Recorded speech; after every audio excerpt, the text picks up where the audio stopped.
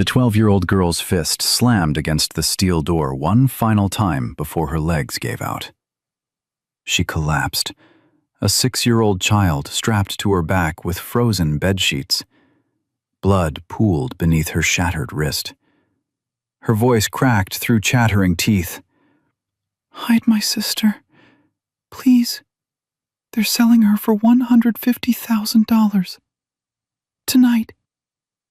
The Hells Angels chapter president stared at this dying child, holding a leather ledger in trembling fingers. 23 names, 23 children, all crossed out in red ink. "How do you know?" he asked. She pulled the ledger to her chest, sobbing. "Because my uncle told the buyer Sophia's nonverbal. He said she can't scream." The door opened wider. 14 bikers stepped aside. "Come inside. Now." If this story grips your heart, hit subscribe right now and stay until the very end. Drop a comment with your city. I want to see how far Maya's courage travels. The knock came at 11:34 p.m. on February 18th, and it wasn't the kind of knock you ignore. Tank Morrison heard it first. He was 52 years old, built like a truck, covered in scars from 2 wars and a lifetime of fighting for things that mattered. He'd been sitting at the long wooden table with 13 other members of the Iron Riders chapter, going over plans for their annual veterans fundraiser. Coffee everywhere. The kind of meeting that could stretch until dawn. But that knock stopped everything. 3 desperate pounds against a steel door. Then nothing. Then 3 more, weaker this time. "I got it," said Reaper, the sergeant at arms. He was 38, 6'5", arms like telephone poles. The kind of man who made grown adults nervous just by existing. He pulled open the door and froze. A girl stood in the blizzard. 12 years old, maybe 13. Long black hair frozen solid against her face. Her left wrist bent at an angle that made Reaper's stomach turn. Bruises covered both cheeks. Fresh blood ran from her nose, already freezing in the wind. But that wasn't what stopped him. Strapped to her back with torn bedsheets was a smaller child. 6 years old. Eyes closed. Skin gray. Not moving. The older girl looked up at Reaper, this massive, terrifying biker covered in tattoos, and didn't flinch, didn't cry, didn't beg. She just said 8 words. "Please hide my sister. They're selling her tonight." Then her legs gave out. Reaper caught her before she hit the ground. The weight of both children nearly took him down. "Tank!" Reaper's voice cracked. "Tank, now!" Tank was already moving. So was Doc Ramirez, the club's medic. 45 years old, former trauma surgeon who'd quit the hospital after watching too many administrators prioritize profit over patients. "Get them inside," Doc ordered. "Close that door. Reaper, put them on the table. Somebody get every blanket we have. Now!" The clubhouse exploded into controlled chaos. 14 bikers moving with military precision. Blankets appeared, the propane heater cranked to maximum. Doc's medical kit hit the table. Tank knelt beside the older girl. Her eyes were open, but barely. Hypothermia. Advanced stage. Her lips were blue, her fingers white. "Hey," Tank said softly. "I'm Tank. You're safe now. What's your name?" "Maya." Her voice was barely a whisper. "Maya Torres. This is Sophia, my sister. She's 6. She's autistic. She doesn't talk. She's not dead. She's just cold. Please don't let her die." "Nobody's dying tonight," Doc said, already cutting away the frozen bedsheets.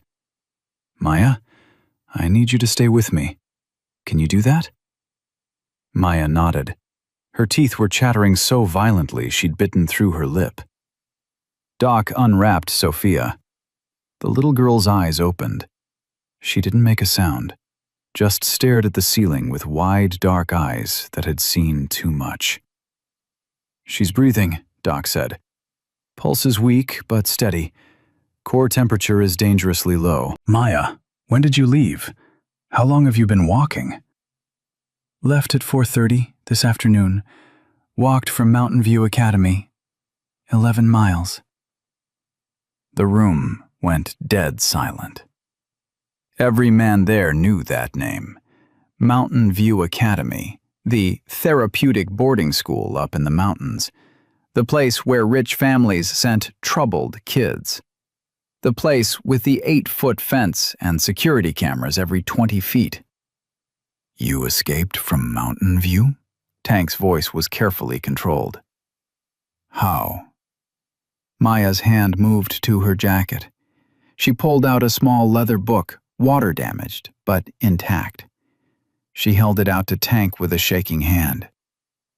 "I stole this from Uncle Victor's office. It's why he's going to kill me. But I don't care. You need to see it. You need to know what he's doing." Tank took the ledger. He opened it. The first page showed a list of names, children's names, ages. Next to each name, a date, a dollar amount, and a single word. Transferred. 23 names total. Every single one crossed out with red ink. Tank's hands started shaking. In 30 years of hard living, combat, prison, things he wasn't proud of, he'd never once felt his hands shake. They were shaking now. "Maya," he said quietly. "Who's Victor?" "Victor Castellano, my uncle, our legal guardian. He runs Mountain View and 7 other schools. He told everyone he's helping troubled kids, but he's not. He's selling them." She started crying. Not the kind of crying a child does. The kind of crying that comes from a soul that's been holding too much for too long. "Sophia isn't troubled. She's just different. She doesn't talk, but she's so smart. She draws everything she sees. She remembers everything. And that's the problem. She saw things. She knows things. And Uncle Victor can't let her tell anyone." "What did she see?" Doc asked gently, wrapping Sophia in heated blankets. Maya's whole body was trembling. "She saw him kill our mom." The clubhouse went absolutely still. Tank leaned forward. "Say that again." 8 months ago, our mom fell down the stairs. Everyone said it was an accident. But Sophia was there. She was in her room, but her door was open. She saw Uncle Victor push Mom. She drew it. She draws everything. But she can't talk, so nobody believed her drawings. They said she was confused, traumatized, that she didn't understand what happened. Maya wiped her eyes with her good hand. "But I believed her. I've always believed her. Sophia doesn't lie. She can't. She just draws truth. So I started watching Uncle Victor. And 3 weeks ago, I snuck into his office and found that ledger. 23 kids. All special needs. All transferred within the last year. And next to Sophia's name, I saw a date. February 20th. That's 2 days from now." She looked directly at Tank. "Tonight, I heard him on the phone in his office. He didn't know I was listening. He told someone named Chen that the buyer confirmed. $150,000. Overseas placement."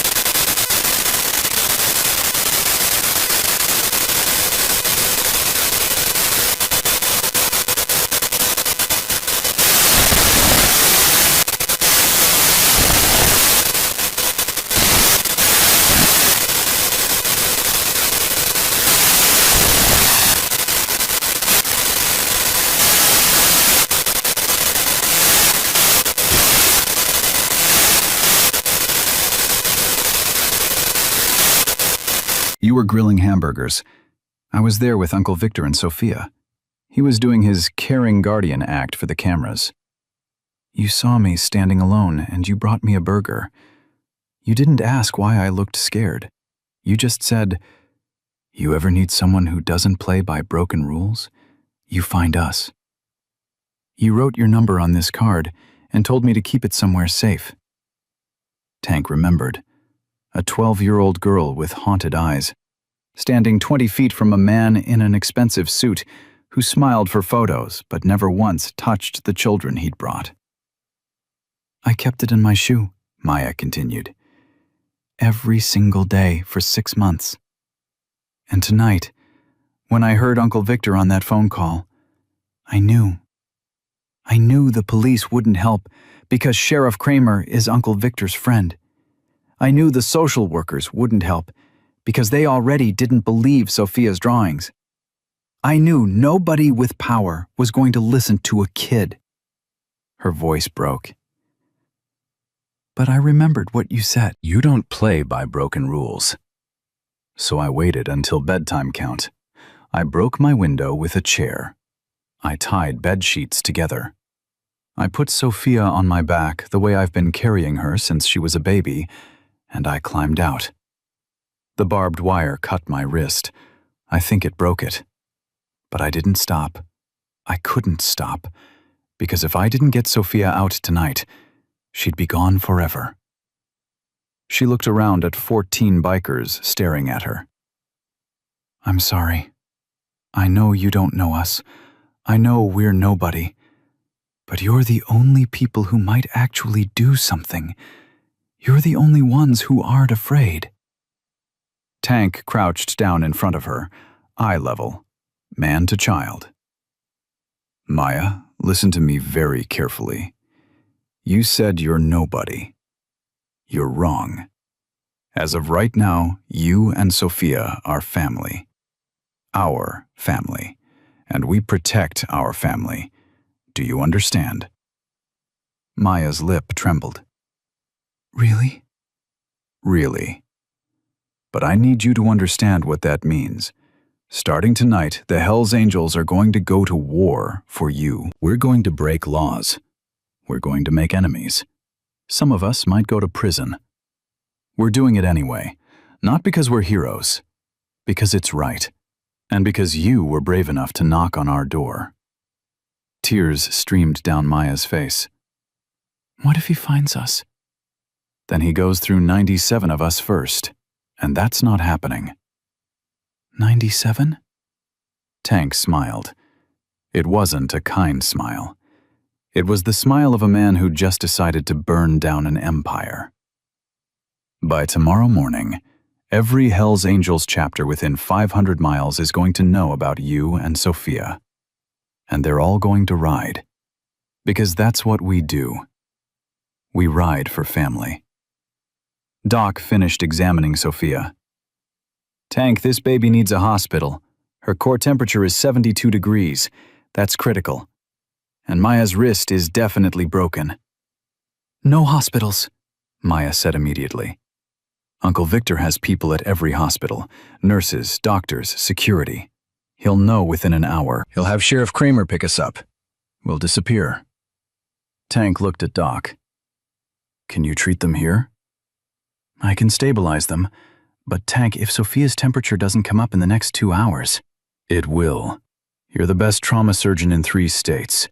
You didn't quit because you couldn't do the work. You quit because you were tired of hospital boards stopping you from doing it right. So do it right. Here. Now. Save these kids. Doc held his eyes. Then she nodded. I need space. Everyone out except Reaper. I need his hands. Tank stood. He addressed the room. Brothers, Code Black, effective immediately. Prospero, I need you to call every chapter president from here to the Canadian border. Tell them Iron Riders is invoking full protection protocol for 2 children. Tell them we need bodies. Lots of bodies. Tell them we need them here by dawn. Prospero was already dialing. Ghost, I need you to find out everything about Victor Castellano. Everything. Where he lives, where he works, who he knows, who he pays, where his money comes from. I want to know what he had for breakfast and who watched him eat it. Ghost nodded and disappeared into the back room with his laptop. Brick, Axel, I need a safe house, somewhere with no connection to the club, no paper trail, somewhere nobody's going to look. I got a place, Brick said. My ex-wife's sister's cabin, 40 miles north. She owes me. No records, no utilities in anyone's name we know. It's off-grid. Perfect. Get it ready. Tank turned to the last man. Keys, I need you to do something that might get you arrested. I need you to hack into Mountain View Academy's servers. I need student records, financial records, communication logs, everything. Can you do that? Keys, 27 years old, computer genius, former NSA contractor who'd walked away when he discovered what they were really doing, grinned. Tank, I can do that in my sleep. Give me 3 hours. You have 2. Everyone scattered. Tank looked down at Maya. She was watching him with eyes that were equal parts hope and terror. Hope was dangerous. Hope could break you if it got taken away. But terror was worse. Terror was what this child had been living with for 8 months. Terror was what made a 12-year-old girl climb out a window with a broken wrist and carry her sister 11 miles through a blizzard. Maya, Tank said quietly, I need to know something, and I need the truth. Is there anyone else? Anyone who might help? Grandparents, other relatives, teachers, anyone? Maya shook her head. Mom's parents died before I was born. Dad left when Sophia was diagnosed. He said he didn't sign up for a defective kid. We haven't seen him in 5 years. Uncle Victor is Mom's only brother. When she died, he was the only family option. Everyone thinks he's wonderful. He donates to charities. He smiles in all the photos. He says all the right things about helping troubled youth find their path. Her voice turned bitter. But it's all fake. Everything. The schools, the therapy, the caring uncle act. It's all a cover. He's a monster. And he's really good at hiding it. Tank believed her. He'd spent enough years in interrogation rooms to know when someone was lying. This kid wasn't lying. She was telling a truth that was going to cost him everything. He was okay with that. How long have you been taking care of Sophia? Tank asked. Since Mom died. Before that, really. Mom tried. She loved us. But after Dad left, she was working 3 jobs. She was tired all the time. So I learned to do Sophia's routines. I learned her schedule. I learned what makes her feel safe and what scares her. I learned to read her drawings. I learned to be her voice. You were 11 years old. Somebody had to do it. From the medical table, Doc called out, Tag, Sophia's temperature is coming up. 78 degrees. She's going to make it. Maya's whole body sagged with relief. She tried to stand up, and her legs buckled. Tank caught her. Easy, you've got hypothermia too. And a broken wrist. You're not going anywhere. I need to see her. I need to make sure she's okay. Doc's got her. She's safe. I promise. Maya looked at him. Really looked at him, searching his face for the lie. For the moment the mask would slip the way every adult's mask had slipped before. She didn't find one. Okay, she whispered. Okay.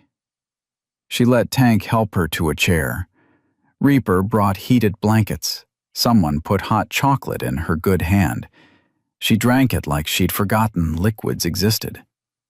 When did you last eat? Tank asked. Yesterday, breakfast. They only feed us twice a day at the academy. Budget cuts, Uncle Victor says. But I've seen his car, his clothes. his house. There's no budget problem. He just doesn't care. Tank's hands curled into fists. He forced them open. Prospero appeared in the doorway. Tank, I got through to 6 chapter presidents. Every single one said the same thing. How many do you need?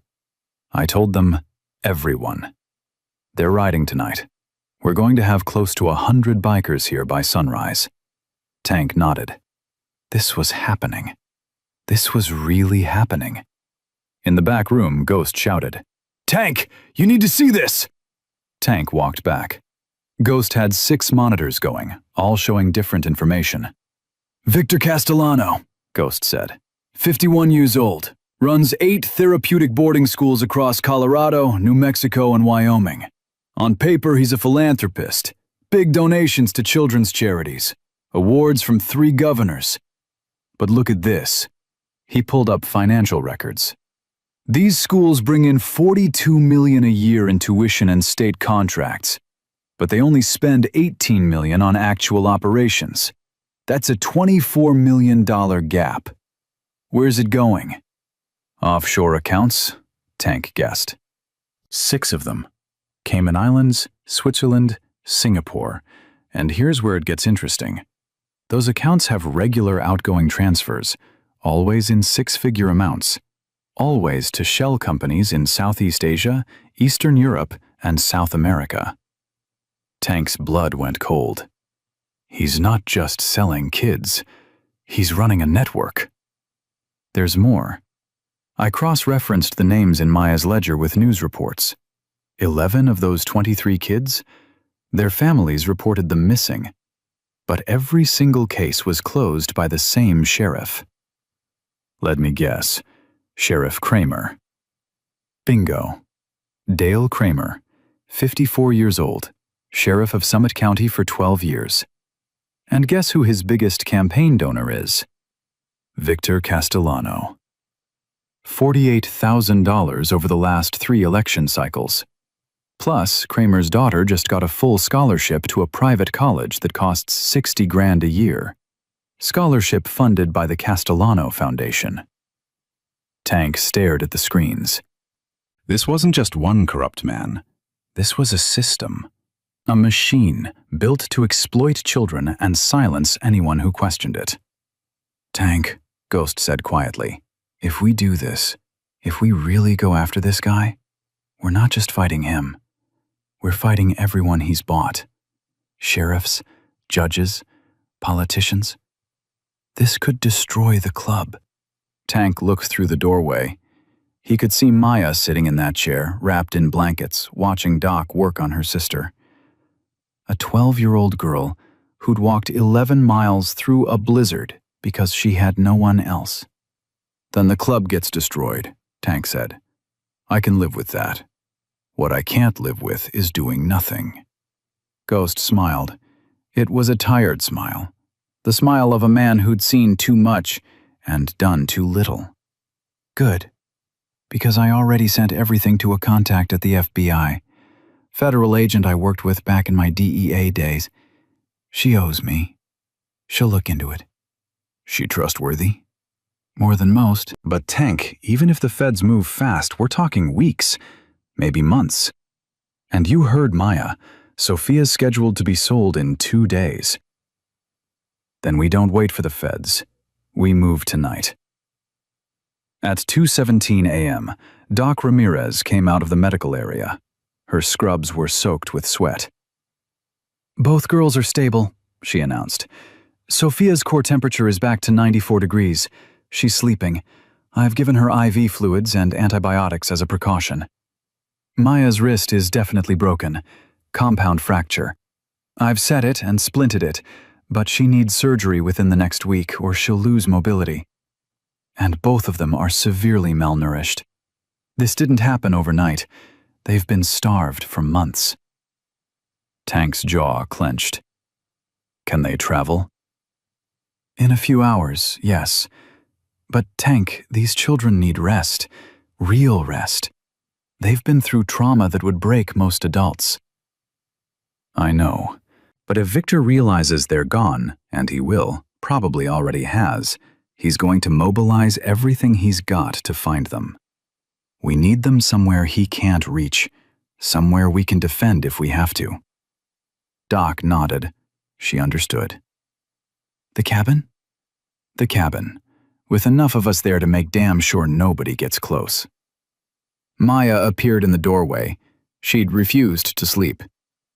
Is Sophia okay? She's perfect, Doc said gently. She's strong, just like her big sister. Maya's eyes filled with tears. Can I see her? Of course. Maya walked to the table where Sophia lay sleeping. The little girl's face had color now. Her breathing was steady. Maya took her sister's hand and just held it. She stood there, swaying slightly, exhausted beyond measure. And then Sophia's eyes opened. She looked at Maya, and for the first time since they'd arrived, she smiled. It was the smallest smile, just the corner of her mouth turning up, but it was there. Maya broke. She laid her head on Sophia's chest and sobbed. Not scared crying, not desperate crying. Relief. Pure, overwhelming relief. Tank turned away. He walked outside into the blizzard. The cold air hit his face like a fist. He stood there, breathing hard, trying to control the rage building in his chest. 15 years ago, his daughter had been taken. 14 years old. Walked out of school one day and never came home. The police said she ran away, but Tank knew. He knew what had happened. And 6 months later, they'd found her body in a ditch 2 states away. The system had failed her. The police, the social workers, the so-called experts. They'd all failed. And Tank had been powerless to stop it. Not this time. This time, he had the power. He had his brothers. And he had a 12-year-old girl who'd trusted him with the most important thing in her world. He wasn't going to fail again. Behind him, the clubhouse door opened. Reaper stepped out. First bikes just arrived, Reaper said. 4 from Cheyenne, more on the way. What do you want me to tell them? Tank looked at the snow falling, at the darkness, at the kind of night where monsters thought they could operate unseen. Tell them, Tank said quietly, that we're going to war. And tell them that this time, the monsters lose. Inside the clubhouse, Maya held Sophia's hand and watched these terrifying men, covered in leather and scars and tattoos, move with the precision of soldiers preparing for battle. And for the first time in 8 months, she felt something she'd almost forgotten existed. Hope. By 3:47 that morning, the clubhouse parking lot looked like a war council. 23 motorcycles lined up in perfect formation, and more were coming. Tank could hear them in the distance, that deep rumble that meant brothers were riding through the night. Keys burst through the door, laptop under his arm, eyes bloodshot but wild with adrenaline. I'm in, he said. Mountain View Academy's entire server. And Tank, it's worse than we thought. So much worse. Tank was at the table in 2 seconds. Show me. Keys opened the laptop. The screen filled with files, hundreds of them. Student records, financial transactions, email communications going back 3 years. Victor's not running one operation, Keys said, fingers flying across the keyboard. He's running 8. 8 facilities across 3 states. Each one registered as a therapeutic boarding school. Each one receiving state funding. Each one operating the exact same way. How many kids total? Currently enrolled? 147. But look at this. Keys pulled up a spreadsheet. In the last 18 months, 73 children were marked as early graduation or family placement. But I cross-referenced those names with public records. 41 of them have no record of returning to their families, no school enrollment, no medical records, nothing. They just vanished. Doc Ramirez went pale. 41 children. And it gets darker. I found communication between Victor and someone he calls the coordinator. They use code words, but it's not hard to figure out. High-functioning merchandise means kids with mild disabilities. Non-verbal inventory means kids like Sophia. International placement means exactly what Maya said. They're being sold overseas. Tank's hands curled into fists. Names. I need names. Who else is involved? Keys pulled up an email chain. Dr. Raymond Chen. He's a psychiatrist contracted by the state to evaluate children in the foster system. He's the one who provides the diagnoses that get kids sent to Victor's schools. Every single placement goes through him. He's evaluated over 200 kids in the last 2 years. He's the gatekeeper, Ghost said from across the room. He decides who's vulnerable enough to disappear. There's more, Keys continued. Victor's been making regular payments to a Judge Patricia Moreno, family court judge. She's approved 96 emergency custody placements in the last 18 months. Want to guess where those kids ended up? Victor's schools. Every single one. And here's the connection that's going to make you sick. Judge Moreno's daughter works at one of Victor's facilities, Mountain View Academy, as the intake coordinator. Tank felt something cold settle in his chest. They're a family business. A trafficking family business. And they've been operating for years because they own the entire pipeline. Chen diagnoses, Moreno places, Victor collects, and Sheriff Kramer makes sure nobody investigates too hard. The clubhouse door opened. A woman walked in, 49 years old, leather jacket, graying blonde hair pulled back in a ponytail. Behind her came 12 people, ages ranging from 19 to 35. Mama Bear, Tank said. You got here fast. Donna Whitfield, known as Mama Bear to everyone who mattered, had been running a legitimate foster care network for 15 years. She'd taken in over 60 children, raised 12 of them to adulthood, and never once stopped fighting for the ones the system forgot. You said code black. I came. She looked around the clubhouse. Where are they? Tank gestured to the back room. 2 girls, 12 and 6. They need everything. Mama Bear walked to the back room. Tank heard her voice go soft, the way it always did with traumatized children. 2 minutes later, she came back out. Her eyes were wet. That baby's been starved, Mama Bear said. Systematically. And the older girl has been carrying the weight of the world so long she doesn't remember what it's like to be a child. Can you help them? I can try. But Tank, these kids are going to need more than safe housing. They're going to need therapy, medical care, legal representation, and about 1,000 hours of someone just telling them they matter. They'll get it. All of it. One of the young men who'd come with Mama Bear stepped forward. He was 26, tattoos covering his arms, a scar running down his left cheek. I was in one of those schools, he said. Not Victor's, a different one. But same system. They told my mom I needed intensive behavioral modification.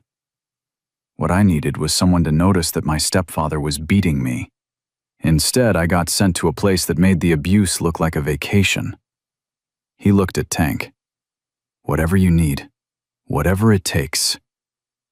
I'm in. One by one, all 12 of them said the same thing. They'd all been through it. They'd all survived it, and they all wanted to make sure no other kid had to. Tank felt his throat tighten. Thank you. Outside, more motorcycles arrived. The sound was constant now, a rolling thunder that didn't stop. At 4:30 a.m., Tank's phone rang. Unknown number. He answered. Yeah. This is Victor Castellano. The voice was smooth, educated, absolutely calm. I believe you have something that belongs to me. Tank's blood went cold. I don't know what you're talking about. Don't insult my intelligence. Maya and Sofia Torres, 2 children who escaped from my facility tonight. I've been informed by local sources that a 12-year-old girl and a younger child were seen entering a motorcycle clubhouse on the east side of town approximately 5 hours ago. Local sources? You mean Sheriff Kramer? Victor laughed. It was the kind of laugh that made Tank want to reach through the phone. Mr. Morrison, yes, I know who you are. I'm going to make this very simple. Those children are in my legal custody. I have the paperwork signed by Judge Moreno herself. If you return them immediately, I'll chalk this up to a misunderstanding. If you don't, I will bury you and your entire organization so deep you'll never see daylight again. Those kids aren't going anywhere near you. Then you've just made the biggest mistake of your life. The line went dead. Tank looked at Ghost. He knows. And he's got Sheriff Kramer feeding him information. So we move the girls, now. They were loading Maya and Sofia into Brick's truck when Tank's phone rang again. This time it was a number he recognized. Rachel Sawyer, defense attorney, former prosecutor who'd quit after watching her own office cover up evidence in a child abuse case. Tank, turn on the news, Channel 7, right now. Tank grabbed the remote. The TV flickered to life, and there was Victor Castellano standing on the steps of Mountain View Academy, surrounded by cameras. He looked distraught, tired, like a man who'd been up all night searching for missing children. At approximately 7 p.m. yesterday evening, Victor said, his voice breaking in all the right places, 2 children in my care disappeared. Maya Torres, 12 years old, and her sister Sofia, 6. Maya has a history of behavioral issues and violent outbursts. We believe she may have taken her sister and run away, possibly influenced by anti-authority groups she's been communicating with online. Tank's jaw clenched. Victor continued. I'm begging anyone who sees these children, please contact authorities immediately. Maya is not well. She's been struggling with reality since her mother's tragic death. And Sofia is autistic and nonverbal. She requires specialized medical care. Without her medications, she could be in serious danger. The reporter asked, Mr. Castellano, there are rumors that the children were seen at a motorcycle clubhouse. Can you confirm? Victor's face hardened. I can confirm that we have credible information suggesting Maya made contact with a local motorcycle gang known for anti-government activism. These are not good people. These are criminals who have manipulated a troubled child into believing her family is her enemy. I'm calling on law enforcement to act immediately to rescue these children before it's too late. The screen cut back to the news anchor. Sheriff Dale Kramer has issued a statement saying his department is actively investigating and has obtained a warrant to search the Iron Riders motorcycle clubhouse. More on this developing story as it unfolds. Tank turned off the TV. The room was absolutely silent. Then Maya's voice came from the doorway. She'd heard everything. Her face was white. He's doing it again, she whispered. He's making everyone think I'm crazy. Just like he did after Mom died. Just like he did when I tried to tell people about Sofia's drawings. He's so good at it. He makes everyone believe him. Tank walked over to her. Maya, look at me.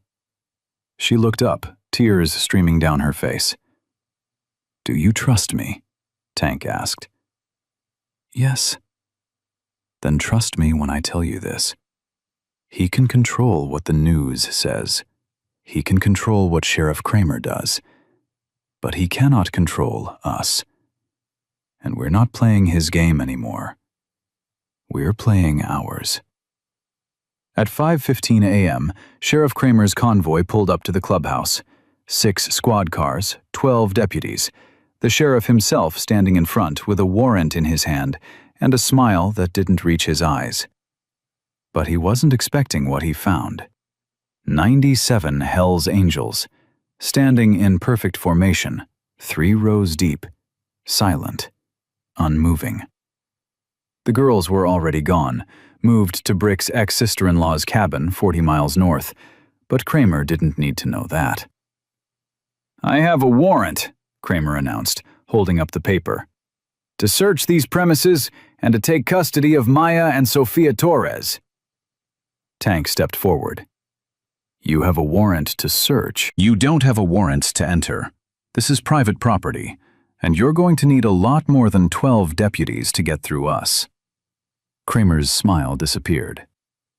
"You're interfering with a law enforcement operation. I'm exercising my constitutional rights. You want a search? Show me the warrant. Let me call my lawyer. Then we'll talk about what you're allowed to do and what you're going to regret trying." Those children are in danger. Those children were in danger, from the man who hired you to find them, from the judge who placed them in his custody, from the system that ignored every red flag because it was easier than doing the right thing. But they're not in danger anymore, because we actually give a damn. Kramer's hand moved to his gun. "Step aside." 97 bikers didn't move, didn't speak, didn't even blink. Tank's voice dropped to barely above a whisper. "You pull that weapon, Sheriff, and every camera phone in this crowd starts recording. And tomorrow morning, the whole world gets to watch a corrupt sheriff threaten unarmed citizens who are protecting children from a human trafficker. How do you think that plays out for you?" Kramer's hand moved away from his gun. "I want those children," he said. "They're not here." "Then where are they?" "Somewhere you'll never find them. Somewhere safe. Somewhere with people who actually care whether they live or die." The standoff lasted 7 hours. Kramer called for backup. More deputies arrived, then state police. The media showed up. Cameras everywhere. The news helicopters circling overhead. And through it all, 97 Hell's Angels stood their ground. They didn't move, didn't speak, just stood there, a human wall between the system and 2 children who'd been failed by it their whole lives. At noon, a black Mercedes pulled up. A woman got out. 60 years old, gray suit, briefcase in hand, and an expression that could cut glass. "My name is Catherine Hayes," she announced to the crowd. "I'm a federal attorney. I have an emergency injunction from the Colorado District Court ordering all law enforcement to cease operations regarding Maya and Sofia Torres, pending a full federal investigation into allegations of corruption and human trafficking." She handed the papers to Sheriff Kramer. His face went from red to purple. "This is ridiculous. These children are now under federal protection," Catherine interrupted. "As of 20 minutes ago, the FBI opened a formal investigation into Victor Castellano, Judge Patricia Moreno, Dr. Raymond Chen, and you, Sheriff. So I suggest you get very comfortable with the idea that your career is over." Kramer looked at the papers, looked at Catherine, looked at 97 bikers who hadn't moved in 7 hours.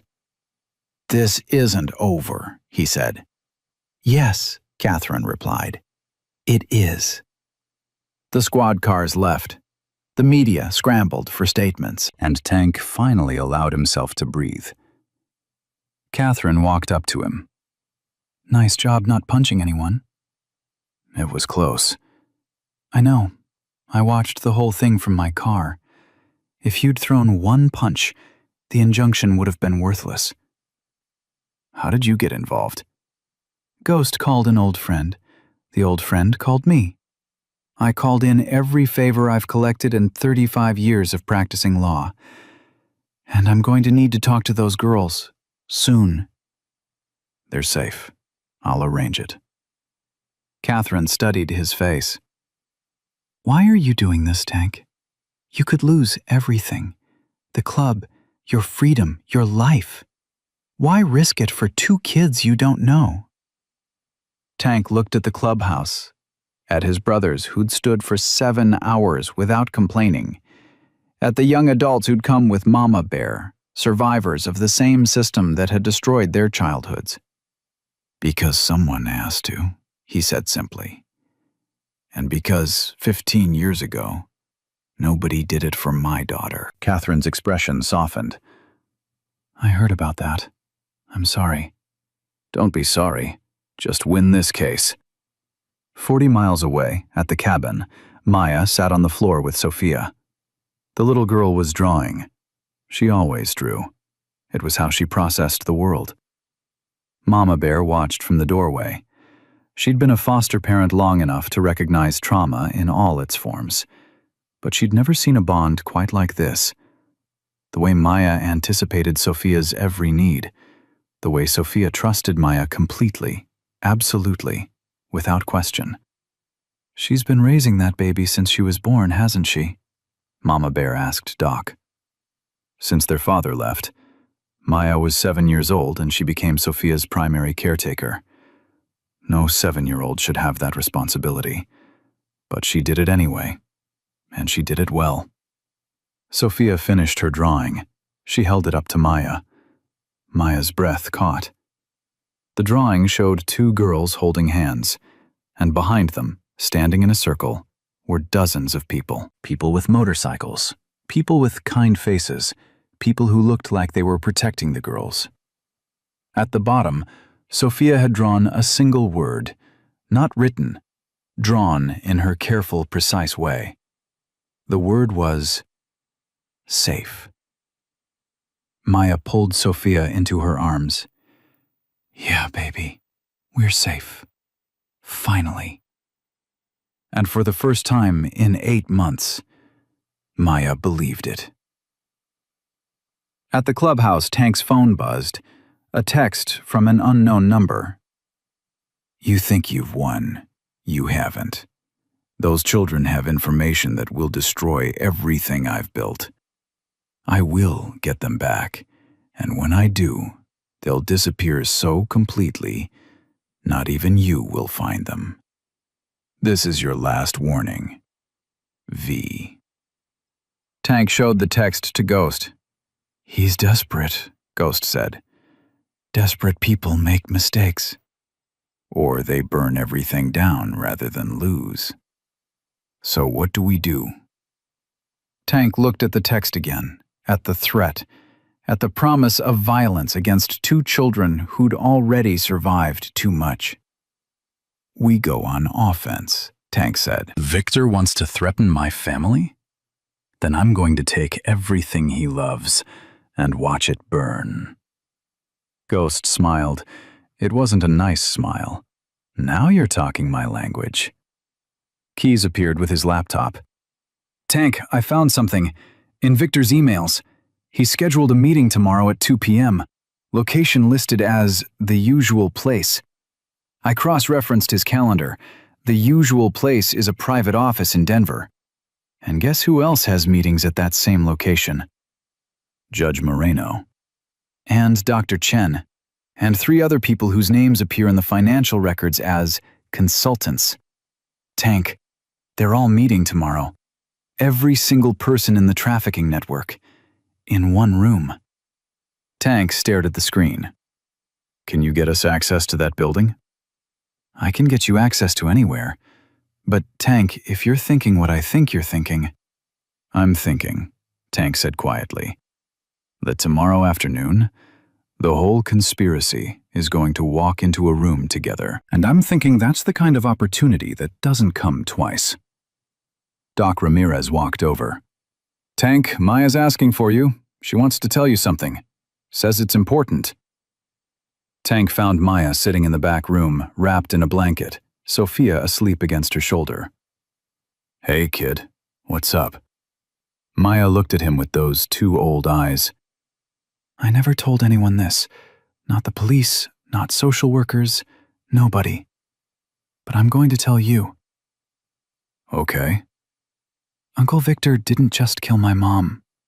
He killed another woman too. 2 years ago. Her name was Jennifer Park. She worked at one of his schools. She found something, some kind of evidence. She told Uncle Victor she was going to the police. 3 days later, she drove off a cliff. Everyone said it was an accident. Slippery roads, bad weather. Maya's voice drops to a whisper. But Sophia drew it. She draws everything she sees on TV, everything she hears people talk about. And she drew Jennifer Park's car. And she drew another car behind it, pushing it. And the other car had Uncle Victor's license plate number, the same one he's had for years. Sophia remembers numbers perfectly. She drew it exactly right. Tank went absolutely still. Do you still have that drawing? I kept all of Sophia's drawings. I hid them in a box under my bed at the foster home before we went to the academy. If they're still there, that drawing is proof. Proof that Uncle Victor is a murderer. Where's the foster home? 42 Maple Street, the Hendersons. But they might have thrown everything away when we left. Tank pulled out his phone. He called Ghost. I need you to get to 42 Maple Street. Look for a box under a bed in a room that belonged to 2 girls. Inside that box are drawings. We need all of them. Tonight. On it. Tank looked at Maya. Why didn't you tell anyone before? Because nobody believed Sophia's drawings meant anything. They said she was just a kid with autism who drew random things. They said it didn't prove anything. But I knew. I always knew. She started crying. I tried to tell people. I tried so hard. I told my teacher. I told the social worker. I told the police officer who came to our house after Mom died. I showed them Sophia's drawings, and they all smiled and patted my head and said I was a very imaginative child dealing with grief. Nobody listened. Nobody ever listens to kids. Tank crouched down in front of her. I'm listening, Maya, and I believe you. And tomorrow, we're going to make sure everyone else listens too. Maya wiped her eyes. Promise? Blood oath, Tank said. From this moment until my last breath, I promise you that nobody will ever ignore your voice again. Not while I'm alive. And in that moment, something shifted. Maya had spent 8 months trying to save her sister while carrying secrets that would destroy empires. She'd been called a liar, dismissed as troubled, ignored by every adult who should have protected her. But this biker, this scarred, tattooed man who looked like every parent's nightmare, believed her completely, without question. Thank you, Maya whispered, for opening the door that night, for not turning us away. Tank's eyes burned. Kid, you saved yourself. You were brave enough to knock. We just made sure someone answered. At 2 a.m., Ghost returned with a cardboard box. Inside were dozens of drawings. Sophia's entire visual diary of the last 3 years. Tank spread them out on the table. Keys photographed every single one.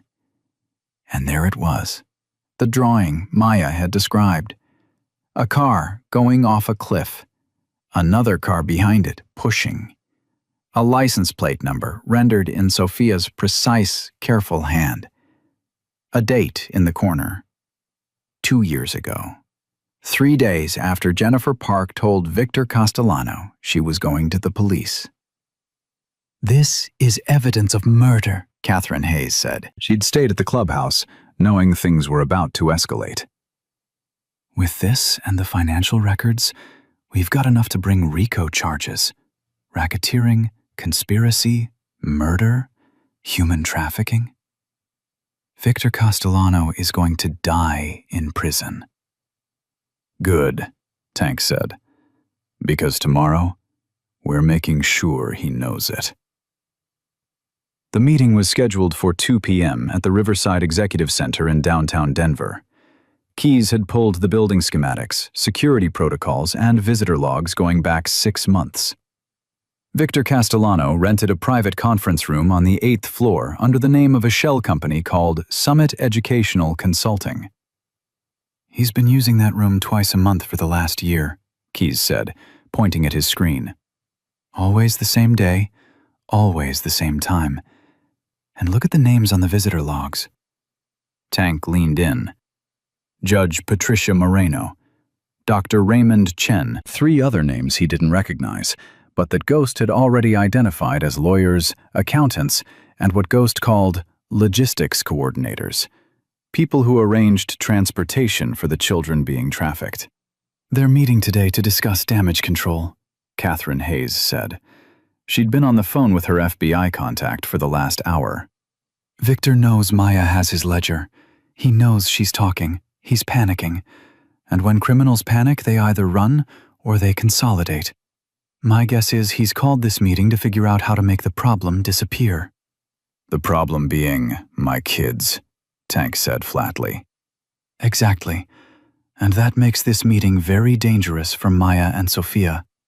If Victor and his people decide the only solution is elimination, they'll move fast. Mama Bear had been quiet, sitting in the corner with her arms crossed. Now she spoke up.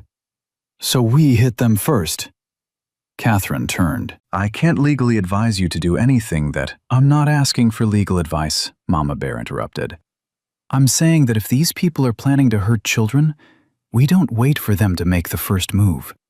We end it. Today. Tank looked at her. What are you thinking? I'm thinking that Sophia's drawings are evidence. Legal, admissible evidence. And I'm thinking that if the FBI walks into that meeting with those drawings, with the financial records, with everything Keyes pulled from the servers, those people don't walk out. Catherine was already shaking her head. The FBI needs time. Warrants, coordination, proper procedure. We're talking hours, maybe days. We don't have days, Tank said. Victor sent me a text last night. He's coming for the girls. If we wait for procedure, they'll be dead. The room went silent. Ghost stood up. I have an idea. It's probably illegal, definitely dangerous, but it'll work. I'm listening, Tank said. Keyes can access the building's security system. We get into that conference room before they arrive. We wire it for audio and video. We record everything they say, every plan, every admission, every order to harm those children. Then we send it to the FBI, the media, and every news outlet in the state simultaneously. They can't cover it up if everyone knows. That's wiretapping without a warrant, Catherine said. Anything recorded would be inadmissible in court. Maybe in court, Ghost countered, but not in the court of public opinion. And if the FBI hears Victor Castellano ordering a hit on 2 children, warrant or no warrant, they'll move. Tank looked at Keyes. Can you do it? Keyes grinned. I can do it in my sleep, but someone needs to physically place the devices. Building has cameras everywhere, security guards. I can loop the footage for 15 minutes, maybe 20. After that, you're on your own. I'll do it, Reaper said. I can be in and out in 10 minutes. No, Tank said. I'm doing it. This is my fight. It's our fight, Reaper corrected. You taught me that. Family protects family, and those kids are family now. Tank wanted to argue, but looking at Reaper's face, stubborn, determined, absolutely certain, he knew it would be pointless. These men weren't followers. They were brothers, and brothers didn't let you walk into danger alone. Fine, but you take Ghost with you, and if anything goes wrong, you run. No heroics, just run. At 11 a.m., Tank's phone rang. It was a number he didn't recognize, but he answered anyway. Mr. Morrison. The voice was female, clipped, professional. My name is Agent Lisa Reeves, FBI. I understand you've been in contact with Catherine Hayes regarding allegations against Victor Castellano. That's right. I need to speak with Maya Torres as soon as possible. She's a material witness to multiple federal crimes, and her testimony is critical to building a case. She's 12 years old, and she's been through hell. I'm not putting her in front of anyone until I know she's protected. I understand your concern, but Mr. Morrison, if Maya has information about Victor Castellano's operations, every hour we delay is another hour he uses to cover his tracks. I've already opened a formal investigation. I have agents ready to move, but I need Maya's statement. Tank looked across the room. Maya was sitting with Sophia, reading her a book. The little girl was leaning against her sister, eyes half closed, finally looking like a child instead of a trauma survivor. She'll talk to you, Tank said, but on our terms, our location, and I'm in the room the whole time. Agreed. Where and when? The cabin. I'll text you the address. 1 hour. He hung up and walked over to Maya. Hey kid, FBI agent wants to talk to you. You up for that? Maya's face went pale. What if she doesn't believe me either? She'll believe you, I promise, and I'll be right there. If you need me to stop the interview, you say the word and it's done. You're in control here. Always. Maya took a deep breath. Okay, I'll do it. But Sophia stays with Mama Bear. I don't want her hearing all of this again. Done. Agent Reeves arrived exactly 1 hour later.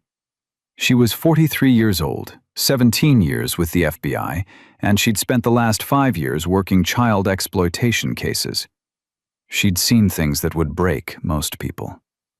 But when she walked into that cabin and saw Maya, this tiny 12-year-old girl with a splinted wrist and bruises covering her face, something in her expression shifted. Hi, Maya, Agent Reeves said gently. Thank you for agreeing to talk to me. I know this is hard. Maya nodded. She'd barely slept. Her eyes were red and swollen. Before we start, Agent Reeves continued, I want you to understand something. Everything you tell me matters. Your words have power, and I'm going to use that power to make sure Victor Castellano never hurts another child. But I need you to tell me the truth. All of it. Even the parts that scare you. Can you do that? Yes. For the next 90 minutes, Maya told her everything. The night her mother died, Sophia's drawings, the months of trying to get someone to listen, being placed with Victor after he became her guardian, the academy, the ledger, the phone call about Sophia being sold, the escape through the blizzard. Agent Reeves recorded every word, took notes, asked clarifying questions. And the more Maya talked, the angrier Agent Reeves' expression became. Maya, Agent Reeves said when they were done, do you still have access to that ledger? Tank has it, and Sophia's drawings, all of them. Agent Reeves turned to Tank. I need those. Now. Tank handed over the ledger and the box of drawings. Agent Reeves went through them methodically, photographing each page, each drawing, building her case piece by piece. When she got to Sophia's drawing of Jennifer Park's car being pushed off the cliff, she stopped. This is evidence of murder, she said quietly. Maya, you said Sophia drew this 2 years ago? Yes, 3 days after Miss Park died. Sophia saw it on the news. She always draws what she sees on TV. She remembers everything perfectly. Agent Reeves pulled out her phone and made a call. I need you to pull the Jennifer Park case file. 2 years ago. Single vehicle accident, ruled accidental. I have evidence suggesting it was homicide. Yes, I'm serious. Get me everything. She hung up and looked at Tank. I'm going to be straight with you. What you've given me is enough to arrest Victor Castellano. But arrests are one thing. Convictions are another. His lawyers are going to argue that Maya is an unreliable witness, that she's been coached by you.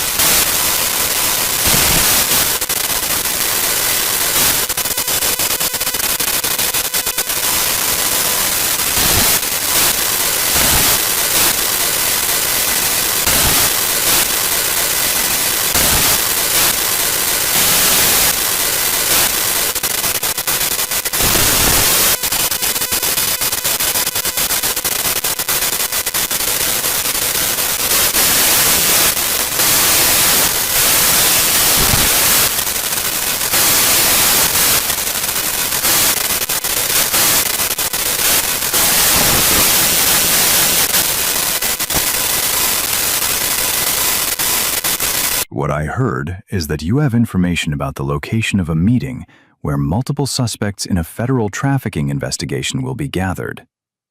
And if I happened to conduct surveillance of that location using legal means and happened to witness criminal activity, that would give me grounds for immediate arrest.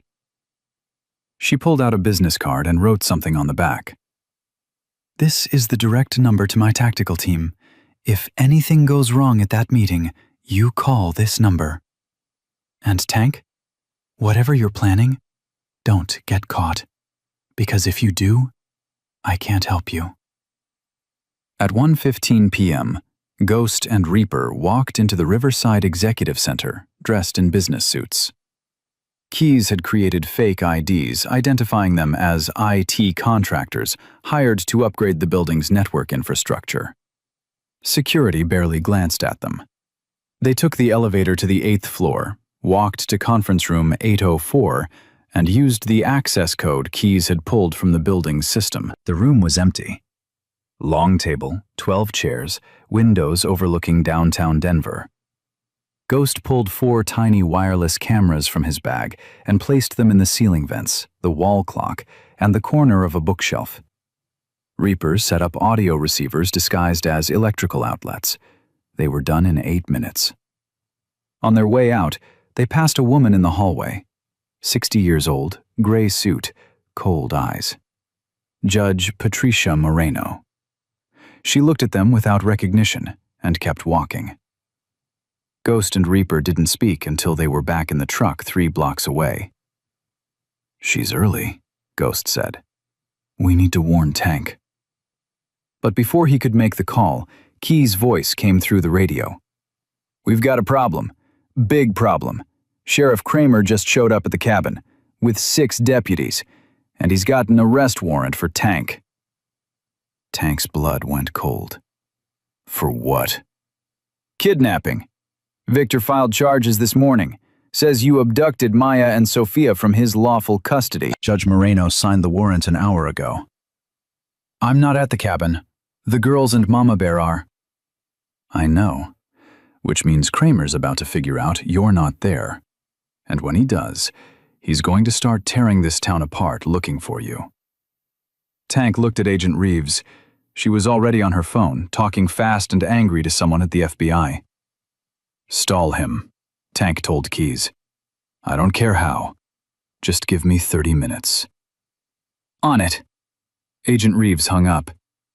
I can't get a federal judge to vacate that warrant in 30 minutes, but I can get agents to the cabin to observe. If Kramer steps out of line, if he threatens those children, we've got him. That's not enough. He'll take the girls. He'll hand them to Victor. And by the time your agents do anything, Maya and Sophia will be gone. Tank's phone buzzed. A text from an unknown number. You're out of time. Surrender the children now, or I will burn everything you love to the ground. Starting with them. V. Tank showed the text to Agent Reeves. Her face went white. That's a direct threat. Tank, I need to get those girls into federal protective custody. Right now. No. They've been in the system their whole lives. Every time they trusted it, it failed them. I'm not handing them over to another stranger in a suit who makes promises she might not keep. I'm not the system. I'm the person trying to fix it. But I can't do that if Victor kills them first. Maya's voice came from the doorway. She'd been listening. I'll go. Everyone turned. Maya, no, Tank started. I'll go into protective custody. But only if Sophia stays with Mama Bear. Only if you promise she doesn't go back into foster care. And only if Tank can visit us whenever we want. Agent Reeves nodded. I can make that happen, all of it. Then let's go, before Sheriff Kramer gets here. At 1:58 p.m., Victor Castellano walked into conference room 804. He was followed by Judge Moreno, Dr. Chen, and 4 other people Ghost had identified as key players in the trafficking network. Keys had the audio feed running. Tank, Agent Reeves, Ghost, and Catherine Hayes listened from a van 2 blocks away. Victor's voice came through crystal clear. Thank you all for coming on short notice. We have a situation that requires immediate action. The Torres girls, Judge Moreno said. It wasn't a question.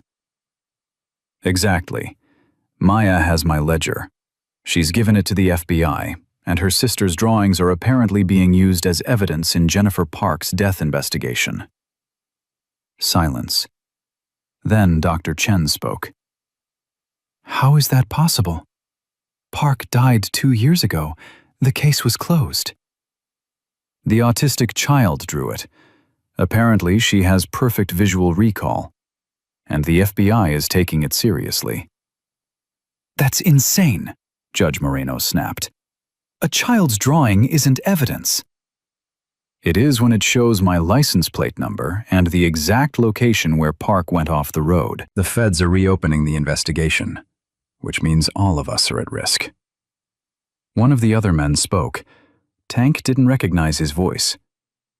What are you proposing? Victor's answer was cold and clear. Elimination. Both girls. The motorcycle gang protecting them. Anyone who's seen the evidence. We clean it up completely. Tonight. Agent Reeves was already radioing her tactical team. All units move in. Now. Active threat. Conspiracy to commit murder. I want everyone in that room in custody in the next 2 minutes. But before the agents could reach the building, Dr. Chen said something that made everyone in the van freeze. There are 41 other children, Victor. The ones we've already placed. If the FBI starts digging into their cases, we're all going to prison for life. Then we move them. Tonight. Every single placement gets relocated. Different countries, different identities. By the time the feds figure out where to look, those kids will be ghosts. Tank's hands curled into fists. 41 children. About to be moved. About to disappear forever. Agent Reeves was shouting into her radio. I need agents at every location Victor Castellano operates. Every school, every facility, everything.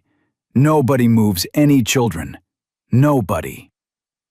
In the conference room, Victor was still talking. Judge Moreno, I need you to issue custody orders for all 41. Emergency placements. Make it look legitimate. That's dozens of court orders. It'll take weeks. You have 6 hours. After that, we're moving them anyway, with or without paperwork. And the Torres girls? This was Sheriff Kramer's voice. He'd joined the meeting. The biker gang is at a cabin 40 miles north. I've got the location. You take 6 men. You go in tonight. Make it look like a robbery gone wrong. No survivors. Tank stopped breathing. Agent Reeves grabbed his arm. Don't. My team is already moving. We've got them. You heard him. He's sending Kramer to kill everyone at that cabin. Mama Bear is there. Sophia is there. How fast can your team move? They're 3 minutes out from the cabin. But Tank, if you go running up there right now, you'll blow the entire operation. Tank looked at her. Those are my people. That's my family. I'm not sitting in a van while they're in danger. He was out the door before anyone could stop him. Ghost was right behind him. "Tank, wait!" "You heard Kramer. He's going tonight. That means he's going now. By the time the FBI gets there, he'll already be moving." "So what are you going to do?" Tank pulled out his phone and made a call. The line was answered on the first ring. "Mama Bear, Kramer's coming, tonight, with 6 men. He's got orders to kill everyone." Mama Bear's voice was steady. "How long do I have?" "Maybe an hour, maybe less." "Then I'm moving the girls, right now." "Where?" "Somewhere even you don't know. That way if they catch you, you can't tell them." Tank wanted to argue, but Mama Bear was right. "Do it. And Mama Bear, don't trust anyone except Ghost and Reaper. Not the FBI, not the local police, nobody." "I won't. Tank, those kids are going to be okay. I promise you." The line went dead. Back at the Riverside Executive Center, the FBI was storming Conference Room 804. Victor Castellano looked up as 12 agents poured through the door, weapons drawn. "Victor Castellano, you're under arrest for conspiracy to commit murder, human trafficking, and racketeering. Everyone in this room, hands where I can see them." Judge Moreno tried to run. She made it 3 steps before an agent tackled her. Dr. Chen put his hands up immediately. "I want a lawyer." Sheriff Kramer reached for his weapon. "I'm law enforcement. You can't put the weapon down. Now." Agent Reeves had her gun trained on him. "You're not law enforcement anymore. You're a suspect in a federal trafficking investigation. Gun on the ground, hands behind your head." Kramer's face went purple with rage, but he put the gun down. Victor Castellano didn't move, didn't speak, just stared at Agent Reeves with cold, dead eyes. "You have no idea what you've just done," he said quietly. "The people I work for don't forgive mistakes like this." "Then I suggest you start talking," Agent Reeves said, "because the people you work for are about to have much bigger problems than you." Within 15 minutes, all 7 people in that conference room were in custody. Within 30 minutes, FBI agents were raiding all 8 of Victor's facilities. Within an hour, they'd recovered 41 children. But Maya and Sophia were already gone. Mama Bear had moved them the second she hung up with Tank. And when Agent Reeves called to inform her that the girls were now officially under federal protection, Mama Bear's response was simple. "Come find us." "When you can promise me that every single person who hurt these children is behind bars and staying there, we'll talk. Until then, those girls are safer with me than they've ever been with your system." And she hung up. Tank smiled when he heard. Mama Bear had been in the foster system long enough to know that promises from authorities meant nothing until they were proven with action. The girls would be safe, hidden, protected by people who actually gave a damn. And Victor Castellano would spend the rest of his life in a cell, knowing he'd been brought down by a 12-year-old girl who refused to give up, and a 6-year-old who drew the truth nobody wanted to see. But Victor Castellano's arrest didn't end the nightmare. It made it worse. 72 hours after the raid, Tank got a phone call from Agent Reeves. Her voice was tight with controlled fury. "Victor made bail." Tank's hand tightened on the phone. How the hell did he make bail on human trafficking and murder conspiracy charges? A lawyer from a firm in New York posted $2 million, cash. The judge set conditions: ankle monitor, surrendered passport, house arrest. But Tank? He's out.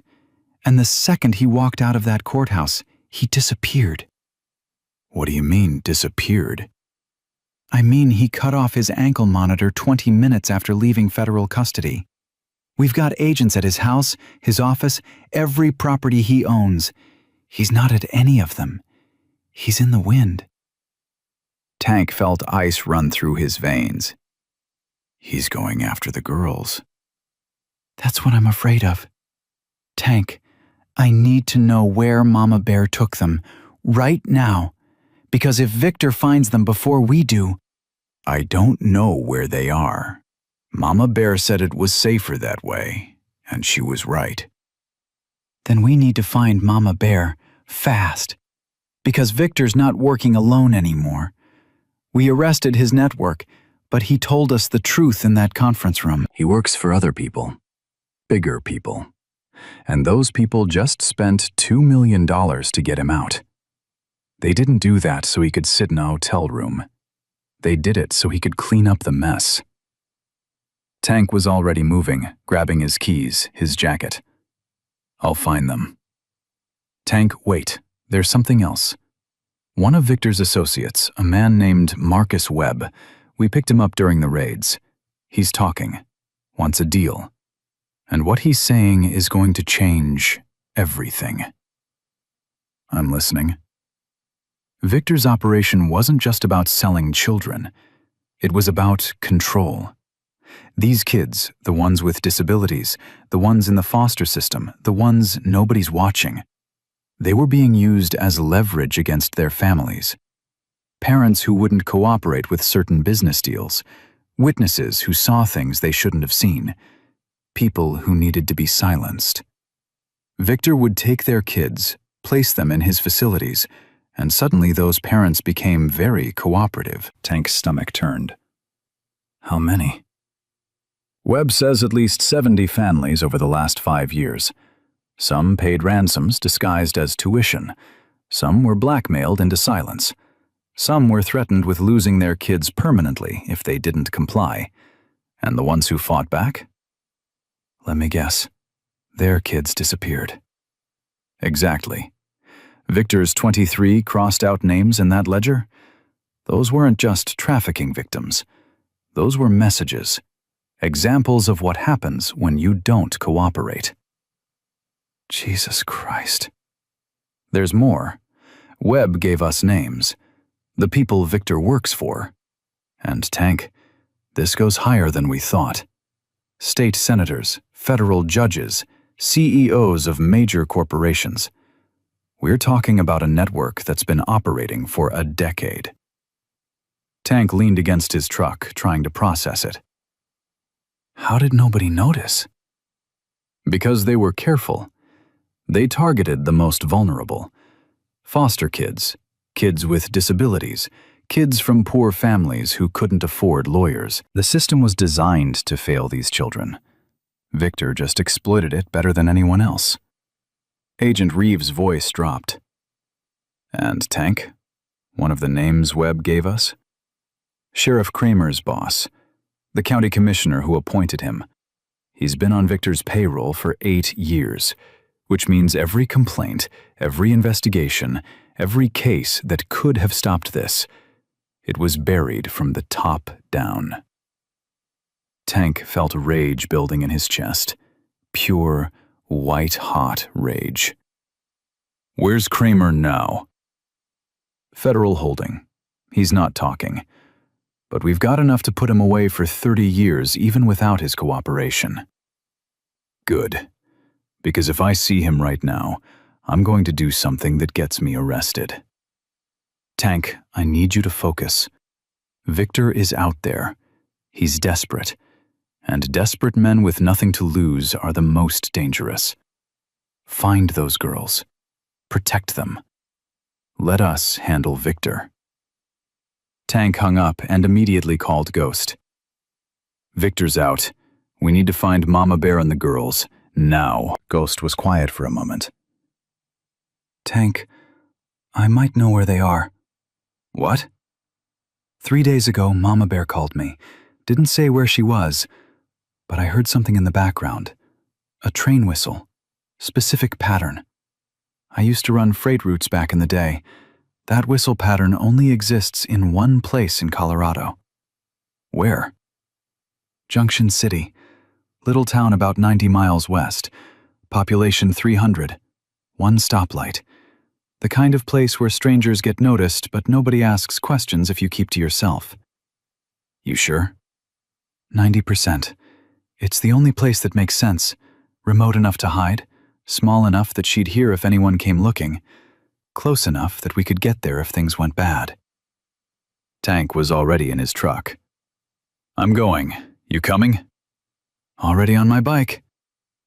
They rode out together, Tank in his truck, Ghost on his Harley. Behind them, 12 more hellsangels fell into formation. Nobody had called them. Nobody had asked. They'd just shown up when Ghost made the call, because that's what family did. 90 miles. Tank drove it in 70 minutes, pushing his truck past every speed limit, past every rational thought, driven by a single certainty. Those girls needed protection, and he wasn't going to fail them. Junction City appeared like a ghost town. Main Street, a diner, a gas station, and a post office. That was it. Tank pulled into the diner parking lot. The only other vehicle was a beat-up Honda with Wyoming plates. Inside, the diner was empty except for a waitress who looked about 70 and a man sitting alone in a corner booth. Tank recognized him immediately. One of the young men who'd come with Mama Bear that first night. Former foster kid, 26 years old, with the scared eyes of someone who'd been through hell. The young man looked up, saw Tank, and his whole body relaxed. She said you'd figure it out eventually. Where are they? 5 miles north. Old ranch house.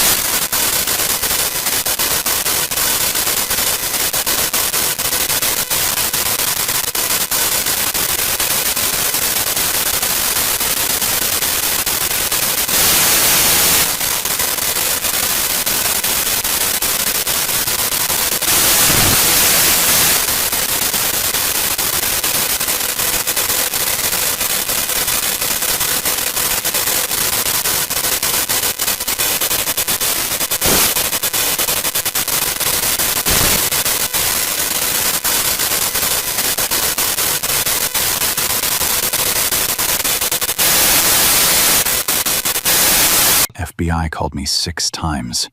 I didn't answer. Mama Bear, this isn't a game. He's coming for them. Let him come. He'll find out what happens when you threaten my family. Tank walked up the porch steps. I need to see them. I need to know they're okay. Mama Bear studied his face. Then she nodded. They're inside. But Tank, Maya's not doing well. She's been having nightmares, panic attacks. The reality of what almost happened is catching up with her. And Sophia? That baby is stronger than all of us combined. She's been drawing, page after page. It's like she's processing everything through her art. Inside, Maya was sitting on a couch, wrapped in a blanket, staring at nothing. Sophia was on the floor with crayons and paper spread out around her. When Maya saw Tank, something in her face cracked. She stood up and ran to him, throwing her arms around his waist and holding on like he was the only solid thing in a world that wouldn't stop shaking. He's out, Maya whispered. I heard Mama Bear on the phone. Uncle Victor's out, and he's looking for us, and I can't do this anymore. I can't keep running. Tank crouched down so they were eye level. Then we stop running. Starting right now, we stand our ground. How? He's got lawyers and money and people who help him. We've got nothing. We've got the truth. We've got your voice. We've got Sophia's drawings. And we've got 97 people who are willing to fight a war to keep you safe. What if it's not enough? Tank took her hands. Maya, listen to me. 2 weeks ago, you were a 12-year-old girl with no power, no voice, and no hope. Now, you've brought down a human trafficking network. You've gotten a sheriff arrested. You've saved 41 children. You've exposed corruption that goes all the way to the state capitol. You did that. A kid. All by yourself. I wasn't by myself. I had you. And you still have me.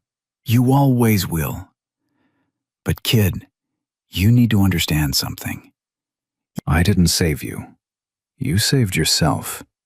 You were brave enough to knock on our door, brave enough to tell the truth, brave enough to steal that ledger and walk 11 miles through a blizzard. That wasn't me. That was you. Maya's eyes filled with tears. I'm scared. I know. Being scared means you understand what's at stake.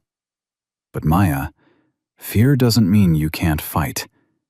It means you fight anyway. Sophia appeared beside them. She was holding a piece of paper. She handed it to Tank. It was a drawing, a house surrounded by motorcycles. And in front of the house, a little girl holding hands with a bigger girl. Both of them smiling. At the top of the page, Sophia had drawn one word in her careful, precise way. Home. Tank's eyes burned. Yeah, kiddo. You're home.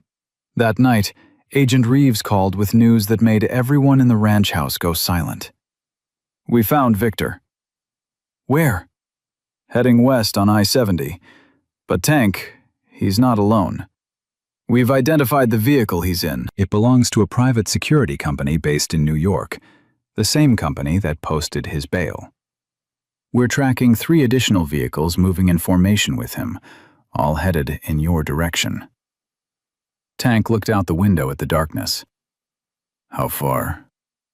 90 minutes, maybe less. Tank, I've got federal agents mobilizing, but they're 2 hours out. You need to move those girls. Now. I'm not running anymore. You said it yourself. Victor's people have resources. If we run, they'll find us. If we run, this never ends. So we stop running. We make a stand. Right here. Tank, there are at least 12 armed men heading your way. You don't have the firepower to.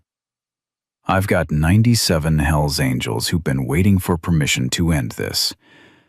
I'd say that's enough firepower. Tank hung up and turned to Mama Bear. Get the girls to the basement. Don't come up no matter what you hear. Can you do that?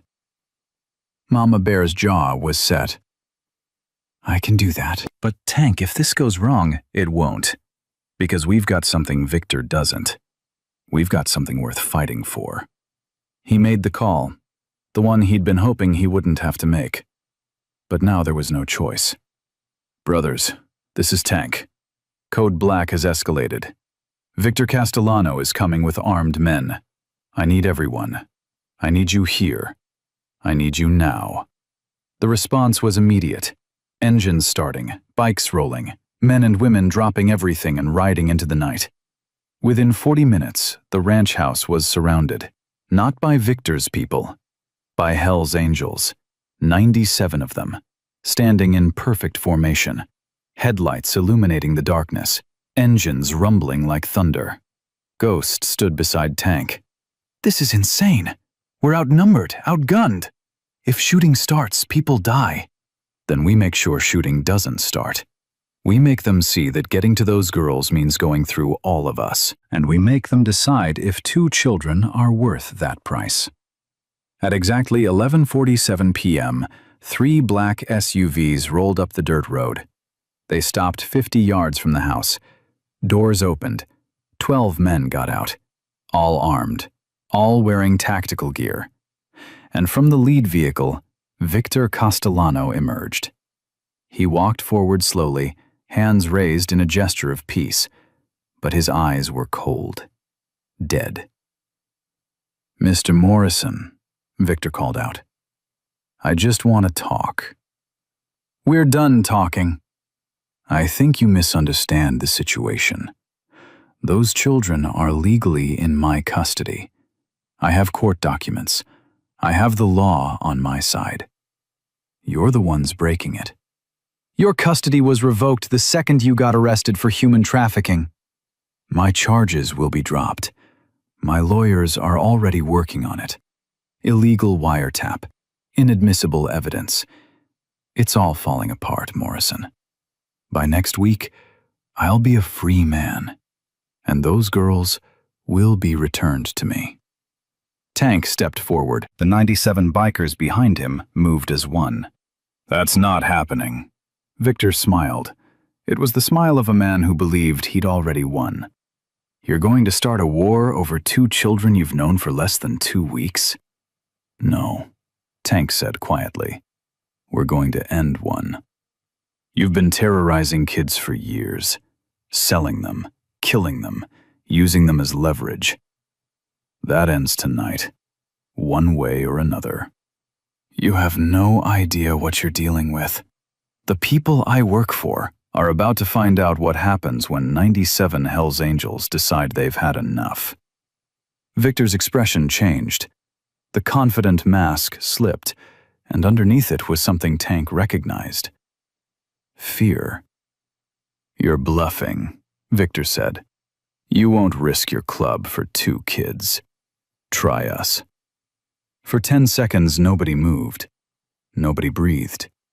The tension was so thick, Tank could taste it. Then Victor's phone rang. He answered it, listened for a moment, and his face went white. "What do you mean, all of them?" Victor hissed into the phone. "How is that possible?" He listened longer. Then he hung up. When he looked at Tank again, something had broken behind his eyes. "You won," Victor said flatly. "Webb gave you everyone. The feds just arrested 17 people. Senators, judges, my entire network. They froze all my accounts, shut down all my facilities. It's over." "Good. But those girls are still mine, legally, and I will get them back." Tank shook his head. "No, you won't. Because tomorrow morning Maya is testifying before a federal grand jury, and Sophia's drawings are being entered as evidence in Jennifer Park's murder case. By tomorrow afternoon, you'll be charged with first-degree murder. And there's no bail for that." Victor's hands clenched into fists. "Those children have destroyed everything I built." "Good. Because everything you built deserved to be destroyed." For a moment, Tank thought Victor might try to fight his way through 97 bikers to get to the house. But then the sound of sirens filled the night. FBI vehicles poured onto the property from every direction. Agent Reeves stepped out, weapon drawn. "Victor Castellano, you're under arrest for violating the conditions of your bail and for conspiracy to commit murder. Down on the ground, now!" Victor didn't move. He just stared at the ranch house where Maya and Sophia were hidden. "They're just children," he said. "2 worthless children. And they took everything from me." "No," Tank said. "You took everything from yourself. Those kids just made sure everyone knew it." Victor was handcuffed and dragged away. His 12 armed men surrendered without a fight. And as the FBI vehicles drove away, Tank walked back to the ranch house. He went to the basement door and knocked. "Mama Bear, it's over. You can come out." The door opened. Maya appeared, Sophia in her arms, both of them crying, both of them safe. "Is he gone?" Maya asked. "He's gone, for good this time." Maya collapsed against Tank, holding Sophia tight. "We did it. We actually did it." "You did it, kid. You and your sister. You saved yourselves. We just made sure nobody stopped you." And for the first time since her mother died, Maya Torres allowed herself to believe that maybe, just maybe, she could stop fighting and start living. But the victory lasted exactly 36 hours before everything changed again. Agent Reeves called Tank at 6 a.m. on the third morning after Victor's arrest. Her voice was shaking. "We've got a problem. A massive problem. Victor's lawyers filed an emergency motion last night. They're arguing that every piece of evidence we collected is inadmissible because it came from an illegal wiretap that you conducted." Tank's blood went cold. "We talked about this. You said—" "I said I'd handle it. But Victor's lawyers are good, really good. They've got affidavits from 3 constitutional law experts saying the surveillance violated federal wiretap statutes. The judge is hearing arguments this afternoon. Tank, if he rules in Victor's favor, everything collapses. The arrests, the charges, all of it." "What about Maya's testimony? Sophia's drawings? The ledger?" "All of it discovered as a result of the illegal wiretap, fruit of the poisonous tree. The defense is arguing that without the wiretap, we never would have known to look for any of it." "That's insane. Maya came to us. She brought us the ledger before we ever wired that conference room." "I know, but proving timeline is going to be difficult. Victor's lawyers are claiming we coached Maya, that we manipulated a traumatized child into making false accusations. And Tank, without the wiretap evidence, it's our word against theirs." Tank closed his eyes. "When's the hearing?" 2 p.m., Federal Courthouse in Denver. And Tank, you need to be there, because if this goes south, Maya's going to need you. The courthouse was packed. Media everywhere. Protesters on both sides of the steps.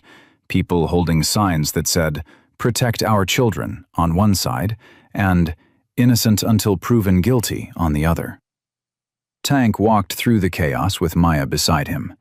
She was wearing a dress Mama Bear had bought her. Her hair was brushed. Her wrist was in a proper cast now.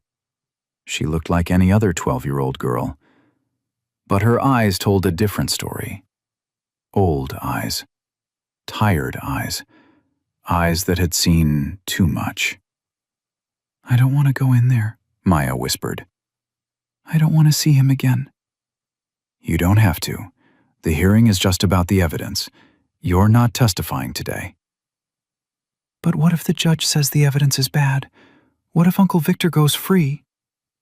"Then we find another way. We don't stop fighting. Not ever."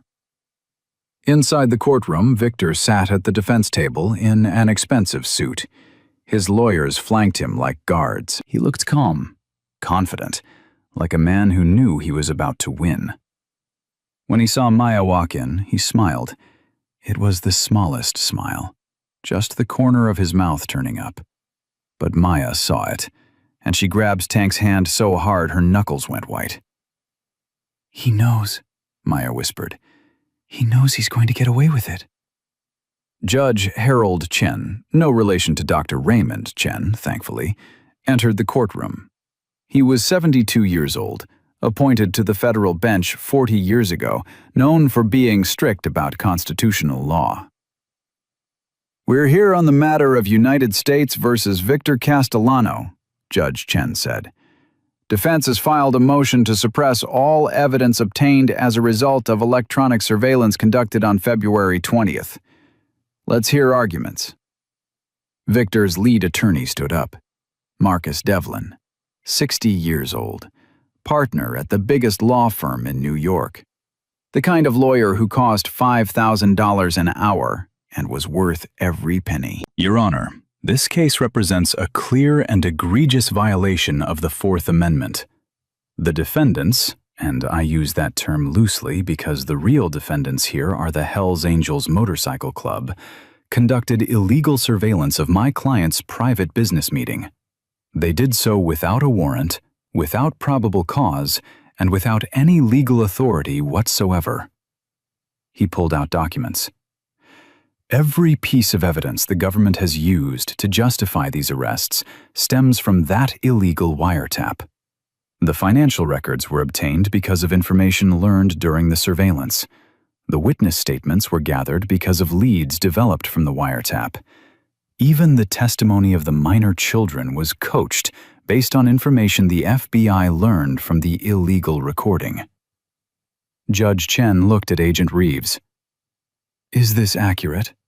Did law enforcement have any evidence prior to the wiretap?" Agent Reeves stood. "Your Honor, we had the testimony of Maya Torres. She came to the Hells Angels of her own accord, seeking protection. She brought with her a ledger that documented—" "A ledger that law enforcement never saw until after the wiretap," Devlin interrupted.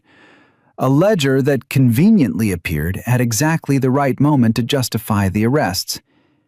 Your Honor, the timeline speaks for itself. The Hells Angels conducted illegal surveillance. Then they manufactured evidence to make that surveillance seem justified. This is textbook fruit of the poisonous tree." Tank felt Maya trembling beside him. He put his arm around her shoulders. Judge Chen was reading through documents. His expression was unreadable. "Mr. Devlin," the judge said finally, "are you arguing that the children's testimony is also inadmissible?" "I'm arguing that the children were manipulated by adults with an agenda. Maya Torres is 12 years old. She's been through significant trauma.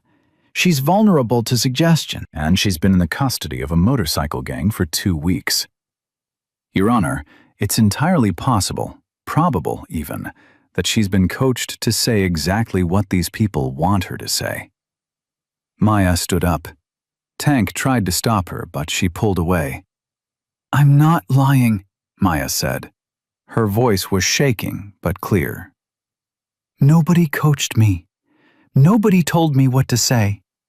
I saw what Uncle Victor did. I heard what he said. And Sophia drew it all. Every single thing." Judge Chen looked at her. "Young lady, you need to sit down. This is not your time to speak." "But he's saying I'm a liar. He's saying I made it all up. And that's not true. None of it's true." "Maya," Tank said gently, "sit down, please." But Maya was crying now. "I walked 11 miles through a blizzard with my sister on my back because Uncle Victor was going to sell her. I broke my wrist climbing out a window. I stole his ledger because I knew nobody would believe me without proof." "And now his lawyer is saying I made it all up? That I'm just some stupid kid who doesn't know what's real?" Devlin stood. "Your Honor, this outburst proves my point. This child is emotionally unstable. She's unreliable. That child," a voice said from the back of the courtroom, "saved 41 other children from being trafficked." Everyone turned. A woman was standing in the doorway, 50 years old, wearing an FBI jacket. "Agent Reeves," Judge Chen said, "you're out of order." "I apologize, Your Honor. But I need to submit new evidence. Evidence that has nothing to do with the wiretap. Evidence that proves everything Maya Torres has said is true." She walked forward with a folder. "Yesterday, one of Victor Castellano's associates, a man named Marcus Webb, gave us access to encrypted servers we didn't know existed.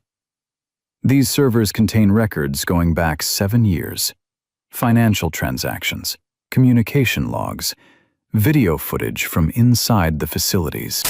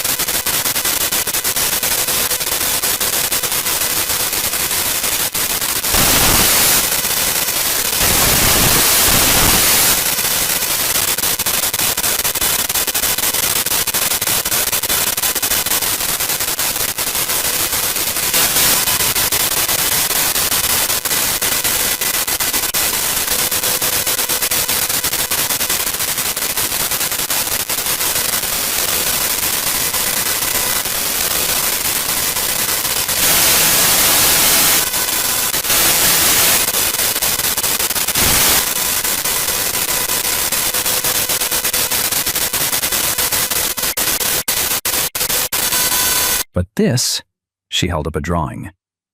This is what Sofia Torres drew the day after she saw the accident reported on television. It shows two cars, one pushing the other off the road, and it shows a license plate number that matches the vehicle registered to Victor Castellano at that time. The courtroom went absolutely silent. A 6-year-old autistic child, Agent Reeves continued, drew evidence of murder 2 years ago. She drew it because that's how she processes information. She draws everything she sees, and what she saw was Victor Castellano murdering a woman who threatened to expose him. Devlin was on his feet. "Your Honor, a child's drawing is not evidence. It is when that child has documented photographic memory," Agent Reeves interrupted. "We had Sofia evaluated by 3 separate experts. All of them confirmed that she has a condition called hyperthymesia combined with autism. She remembers everything she sees with perfect clarity. Every news report, every conversation she overhears, every face, every license plate, every detail." She pulled out more drawings. "These are pictures Sofia drew of other children at the academy, children we've now identified as trafficking victims. She drew their faces, their names, the dates they arrived, and the dates they disappeared. She created a visual record of Victor's entire operation without even knowing she was doing it." Judge Chen was staring at the drawings spread across his bench. "How many drawings are there?" 472, spanning 3 years. Every single one corresponds to real events, real people, real crimes. Your Honor, this child's artwork is the most comprehensive evidence of human trafficking we've ever encountered, and it has nothing to do with any wiretap. It exists because Maya Torres had the courage to save these drawings and bring them to people who would listen." Devlin was sweating now. "Your Honor, even if we accept these drawings as legitimate, it doesn't change the fact that the wiretap was illegal. The arrests were based on a 7-year pattern of criminal activity documented by an autistic child who draws the truth," Agent Reeves said. "The wiretap just confirmed what we already knew from Sofia's drawings. We would have made these arrests with or without that surveillance. The wiretap was simply the catalyst that made us look at evidence that had been sitting in Maya Torres's bedroom for 3 years." Judge Chen removed his glasses. He cleaned them slowly, put them back on. "Mr. Devlin," he said, "I'm denying your motion." The courtroom erupted. Devlin jumped up. "Your Honor, you can't." "I can, and I am. The evidence shows that law enforcement had probable cause independent of the wiretap. The drawings, the ledger, the witness testimony from Maya Torres, all of it predates the surveillance. The wiretap may have been illegal, but it was not the foundation of this case. The foundation of this case is a 12-year-old girl who refused to let her sister become another victim, and a 6-year-old girl who documented crimes without even knowing she was doing it." He looked at Victor. "Mr. Castellano, your trial is scheduled for 6 months from today. Until then, you will remain in federal custody without bail." Motion denied. Victor's face went from confident to white in seconds. He stood up. "This is a travesty. I have rights. You have the right to remain silent," Judge Chen said. "I suggest you exercise it." The bailiffs led Victor away. As he passed Maya's seat, he stopped. "This isn't over," he whispered. "My lawyers will appeal. I'll be out in a year." Maya looked up at him. No fear in her eyes anymore. Just something that looked like pity. "No," she said quietly. "You won't. Because Sofia drew everything. And now everyone knows what you are." 6 months later, Victor Castellano was convicted on 47 counts, including human trafficking, racketeering, conspiracy to commit murder, and first-degree murder in the death of Jennifer Park. He was sentenced to life without the possibility of parole. Judge Patricia Moreno received 38 years. Dr. Raymond Chen received 25. Sheriff Dale Kramer received 32. 17 other members of the network received sentences ranging from 15 to 40 years. But the real victory came 3 weeks after the trial ended. Tank got a call from Mama Bear. "Get to the courthouse, now. Judge Harrison wants to see you and the girls." When Tank arrived, Maya and Sophia were already in the judge's chambers. Judge Sarah Harrison was 61 years old, known for being tough but fair. She'd presided over hundreds of custody cases and never once made a decision lightly. "Mr. Morrison," Judge Harrison said, "thank you for coming." "Maya, Sophia, I've asked you all here because I've made a decision about your permanent placement." Maya's hand found Sophia's. They were both holding their breath. "I've reviewed the recommendations from Agent Reeves, from Donna Whitfield, from your therapists, and from the children's advocates assigned to your case. And I've read every letter sent to this court on your behalf. Do you know how many letters I received?" Maya shook her head. 743. From people all over the country. People who heard your story and wanted to make sure I knew that you deserved a family who would protect you, who would fight for you, who would never let you down. Judge Harrison pulled out a document. "Maya, you're 12 years old. In Colorado, children over the age of 12 have the right to express their preference in custody matters. So I'm going to ask you directly. Where do you want to live?" Maya looked at Tank, then at Mama Bear, then at Sophia. "I want to stay with Mama Bear," Maya said. "She's been taking care of us. She's the only adult who's never lied to me. And I want Tank and the Hells Angels to be able to visit whenever they want, because they're family too." Judge Harrison smiled. "That's exactly what I was hoping you'd say. Donna Whitfield, please stand." Mama Bear stood, tears already streaming down her face. "Ms. Whitfield, I'm granting you full legal custody of Maya and Sophia Torres, effective immediately.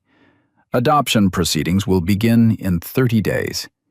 And Mr. Morrison, the Hells Angels are hereby designated as extended family with unlimited visitation rights." Mama Bear collapsed into a chair, sobbing. Maya threw her arms around her. Sophia climbed into Mama Bear's lap and pressed her face against her shoulder. Tank had to turn away. His eyes were burning. "There's one more thing," Judge Harrison said. "Maya, you asked in your petition if Sophia could have special accommodations for school. I've reviewed her evaluations. I'm ordering the school district to provide her with an art-based communication program and a full-time aide who specializes in autism and hyperthymesia. Your sister is going to get every resource she needs to succeed." Maya was crying too hard to speak. She just nodded. Judge Harrison stood and walked around her desk. She crouched down in front of the girls. "Maya, Sophia, I want you to know something. You're not victims anymore. You're survivors. You're heroes. You exposed a trafficking network that operated for 7 years. You saved 41 other children. You brought down corrupt officials at every level of government. And you did it by being brave enough to knock on a door at midnight and trust that someone would answer." She looked at Tank. "And Mr. Morrison, the Hells Angels have proven something I didn't think was possible. You've proven that sometimes the people society fears the most are the ones who care the most." "Thank you for opening that door." Tank's voice was rough. "We'd do it again. Anytime, any day." "I know you would. That's why I'm also ordering the creation of the Maya Protocol. Any child in Colorado who reports abuse or trafficking will now have access to a special advocate who is not part of the traditional system. Someone who will listen. Someone who will believe them. Someone who will fight for them the way you fought for these girls. She handed Maya a document. This is the legislation. It passed the state Senate last week. It's named after you. Because you changed everything. 3 months after the adoption was finalized, Maya stood in front of the Colorado State Legislature. She was 13 now, taller, stronger, but still small enough that she needed a step stool to reach the microphone. "My name is Maya Torres," she said, "and 2 years ago, I watched my uncle murder my mother. 1 year ago, I heard him plan to sell my sister to human traffickers. And 11 months ago, I walked 11 miles through a blizzard to knock on the door of the Hellsangels motorcycle club, because I had nowhere else to go." She looked out at the room full of politicians, advocates, and reporters.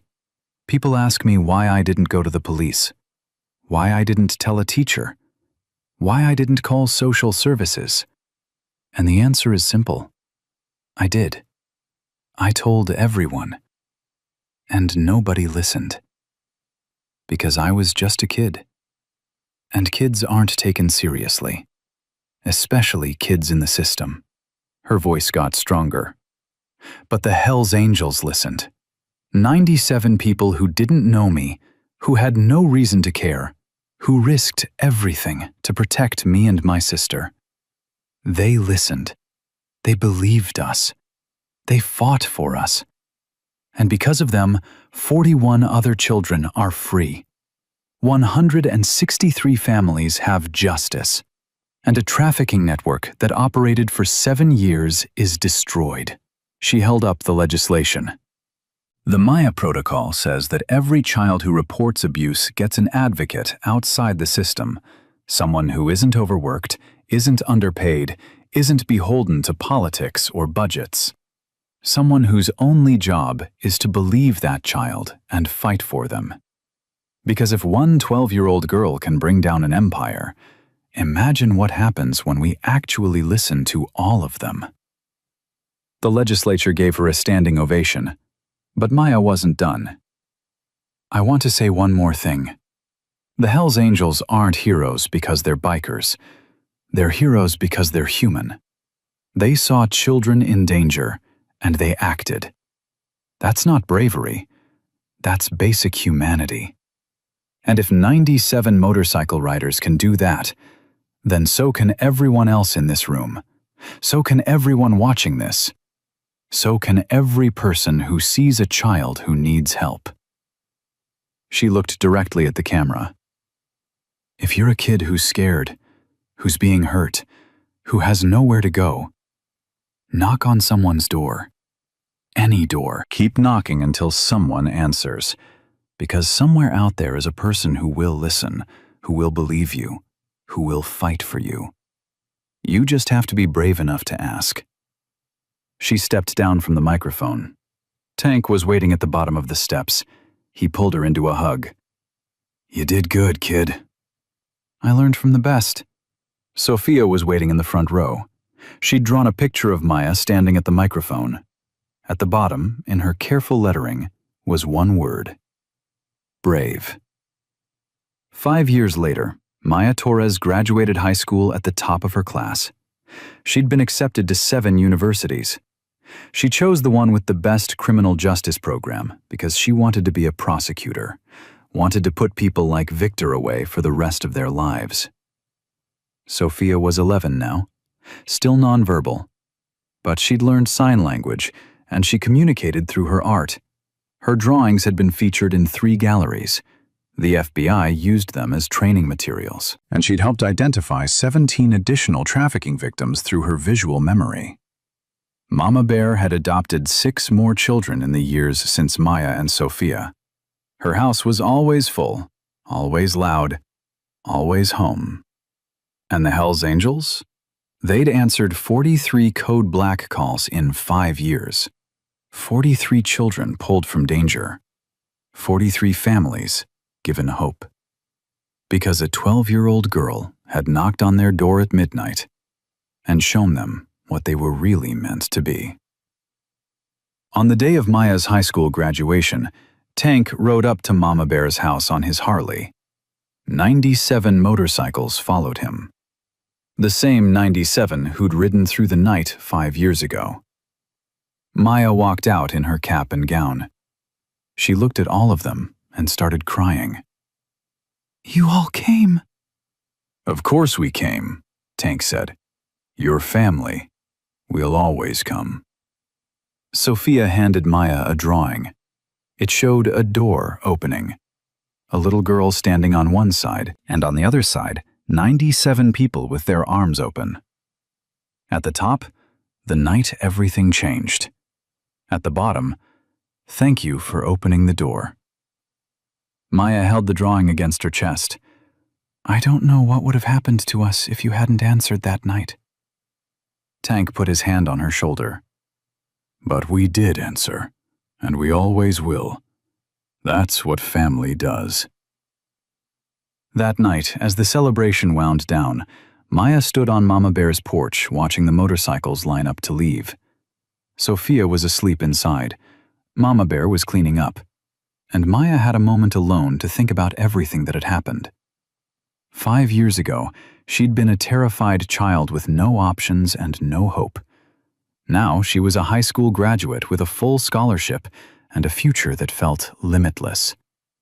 All because she'd been brave enough to knock. Tank walked over.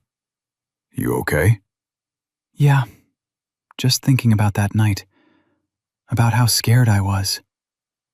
About how I almost didn't knock because I thought you'd turn us away. But you did knock. Because I had to. Because Sophia needed me to be brave. Tank looked at her.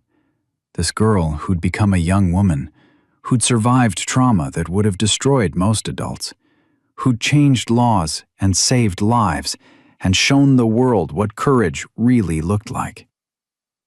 Maya, you saved yourself. Never forget that. We just made sure you had backup. You gave me more than backup. You gave me proof that good people exist.